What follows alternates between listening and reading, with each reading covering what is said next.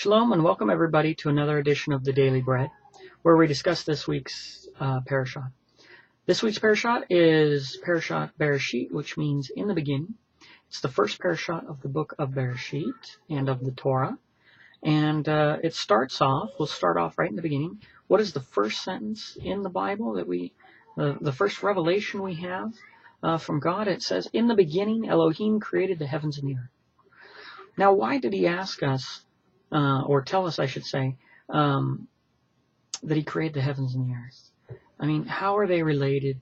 You know, the other things we get a little more detail, but this just starts off saying there's the heaven. He created the heavens and the earth. Well, if we analyze this and we say, well, what are they? They actually get spoken of all through the scriptures. Moshe calls heaven and earth to witness, so we have a couple of witnesses. But when we get into Paul in the New Testament, it says that, he compares the carnal man and the spiritual man. He compares the letter of the law and the spirit of the law. We got things that are heavenly and spiritual, things that are earthly and physical. And if we just look in nature, we see that the heavens are up above. They're higher or greater than the earth beneath. And we see that size-wise, the earth is small, whereas the heavens are much larger. Interesting thing is that the earth is within the heavens. So this is just a funny little side note that many people say, oh, well, in the verse where it says, well, Moshe brought us to Mashiach, like the schoolmaster. But now that we're a Mashiach, we are in no need of the schoolmaster. What they fail to understand is that the written Torah is what prepares us for the return of Mashiach.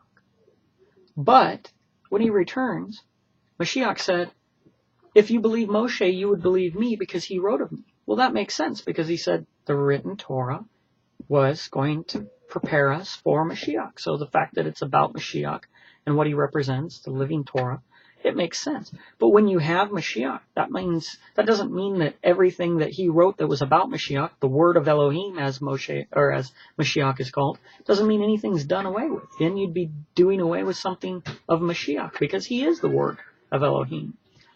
It's the same way. The earth is part of the heavens.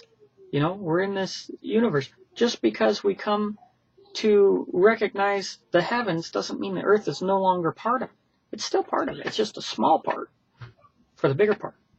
So let's talk about the different levels.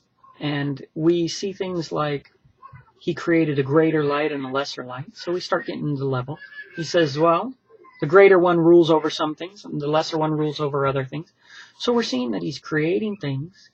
He's naming things. He calls the light day and the darkness he called night. And then he's setting up their authority. Which one's greater than the other one? Who has the authority to rule over? So we're going to talk about those things. Let's read, before we get started, Matthew 11:11. Matthew 11:11 says, truly I say unto you, among them that are born of women, there has not risen a greater than John the Baptist. Notwithstanding, he that is least in the kingdom of heaven is greater than he. So what's that mean? It means even though John was the greatest on earth, when you get to the heavenly level, which is greater, even the smallest person there is greater than John the Baptist here on earth. So that's very interesting because it just continues to set the same tone, which is that heavenly or spiritual things, just like angelic beings, normally when they're described in the Torah, they're much larger than people. The spiritual things are great, and the physical things are small. So we have, in the beginning, Elohim created the heavens and the earth, spiritual and the earthly, the greater and the lesser. So this is establishing order in the universe. Now, what are the effects? It reminds me of Yohanan when he says, I must decrease so that you may increase. What are the effects of this setting levels, so to speak, on things? Well, what if the darkness didn't like that it was lesser, or the moon didn't like that it was lesser than the sun? Well, we get this story in the story of Cain and Havel.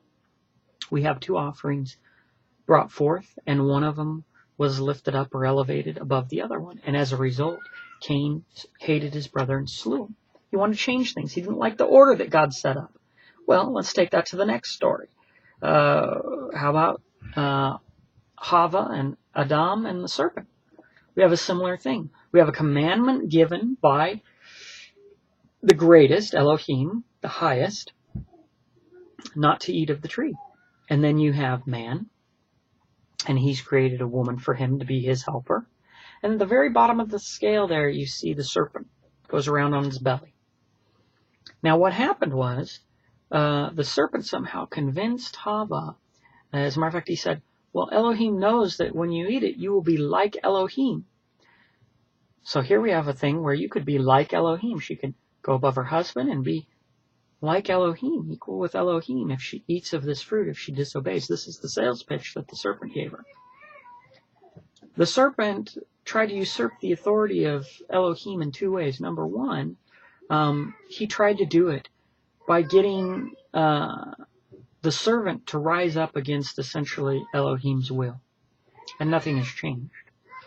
He starts with Hava to tell her that she could be risen up, and then he goes directly with a frontal approach and says, you won't surely die.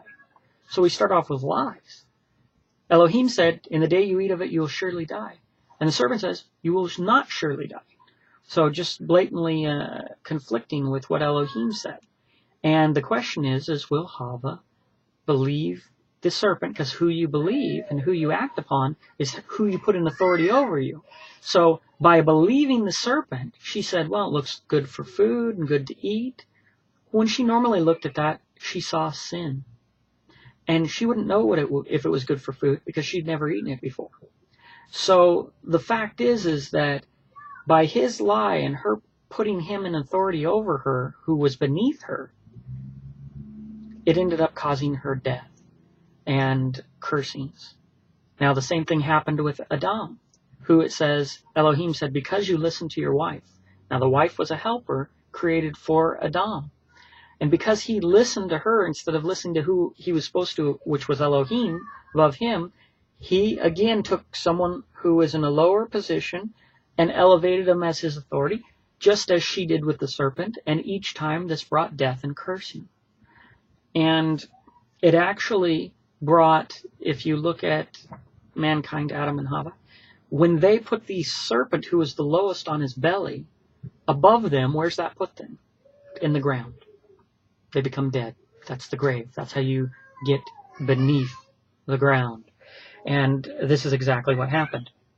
So authority is really a gateway sin. We see it all the time. Somebody elevates their pastor, their congregation, this book or rabbi or whoever you want to talk about.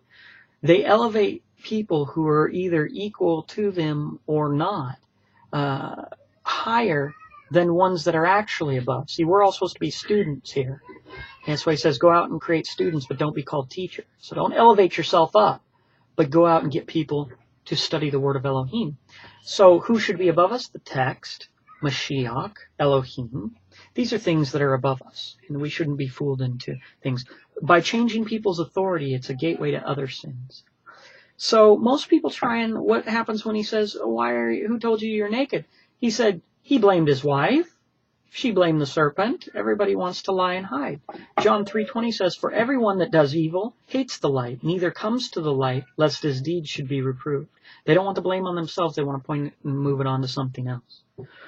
So how many times have you heard a pastor confess when they're proven wrong about the text? How many times have you heard books confess? See, that's the problem. A book can't confess when it's wrong. It's written, people believe it, and commentaries on the scriptures. And then when later they find out they're wrong, you never hear them confess and make things right because they can't. That's the danger in what we listen to and watch. John 3:21 says, but he that does truth comes to the light, that his deeds may be manifest, because they are wrought in Elohim. For his eyes are upon the ways of man. This is now Job 34:21. It says, for his eyes are upon the ways of man, and he sees all his goings. There is no darkness nor shadow of death where the workers of lawlessness may hide themselves. See, everybody, when they have a lie, they want to hide themselves. They want to hide it. Fact is we need to discern lies.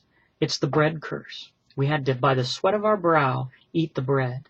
The bread is like the word of God. They used to get truth directly from Elohim. And now because of their sin, they believed lies. Now they have to search between a lie and a sin. And that's what we have to do. Till next time, I say shalom.